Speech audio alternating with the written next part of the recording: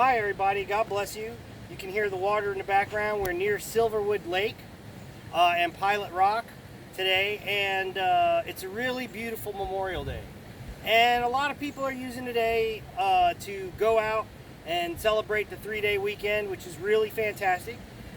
And it reminds me, as someone who was in the service, that today is not just a 3-day weekend.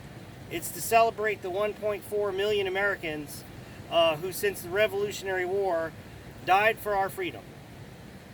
And that doesn't mean we can't go out and celebrate, obviously. It's just as long as we keep that as something to remember. And what that makes me think of is the whole armor of God and the struggle that every one of us as Christians face to walk out our faith, to do more than just talk about it. The battles that we face, the struggles that we overcome and sometimes we don't overcome. And to the many Christians who died in their faith, walking out that talk, fighting that battle till the very end. And so, I was in the Navy for a long time, but the reason why I'm wearing my Army hat today is because in 2008, 2009, I spent 14 months in the Army. And, well, to make a long story short, I kind of joined the Navy so I wouldn't have to be in the Army, but God had other plans for me, as it turned out.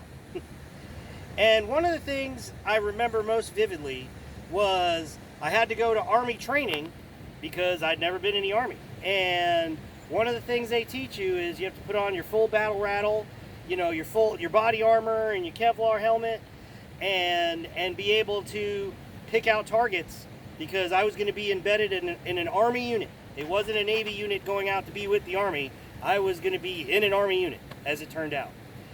And one of the first things that happened is I had learned how to shoot, but then they tell you with all this battle rattle to drop prone and pick out targets.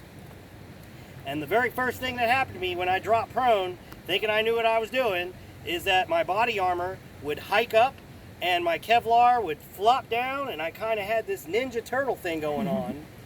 And I couldn't get 2 rounds in the same zip code, much less downrange at target.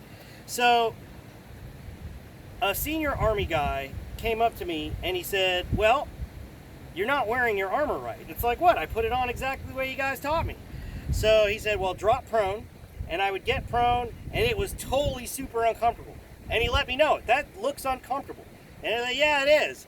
So, so he made me sit there and get comfortable while I was in the prone position trying to pick out a target.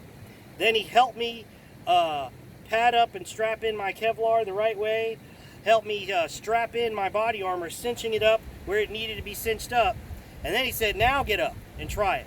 And all of a sudden, it fit so much better. Same body armor, fit so much better. It was agile, it was form-fitting, and I mean, I actually felt like I was ready to get in there. And they said, now drop prone. And sure enough, as soon as I dropped prone, I was able to bring my rifle up, and I could pick out targets. My Kevlar stayed right where it was supposed to, my body armor stayed right where it was supposed to.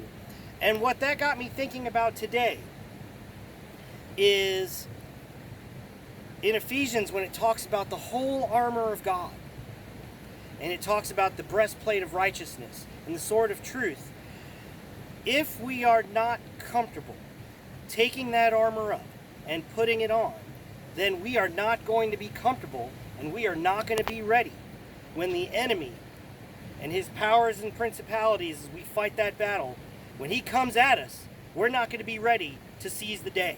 We're not going to be ready to carry truth forward. So sometimes it's important for us as Christians to come alongside a brother or sister who's much more comfortable wearing their armor and just learn from them.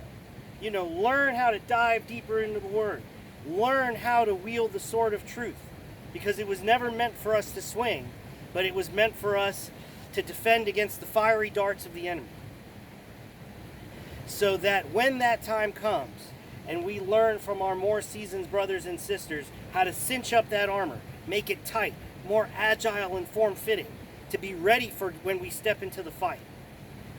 And we learn on them. We lean on them and we learn from them. And then we take those lessons as our body, as our armor of Christ is worn tight and cinched up, agile and form-fitting, that we teach our brothers and sisters to come alongside.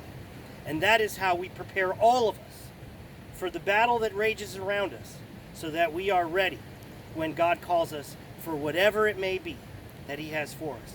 Thanks for listening. God bless you. We love you and we're praying for you.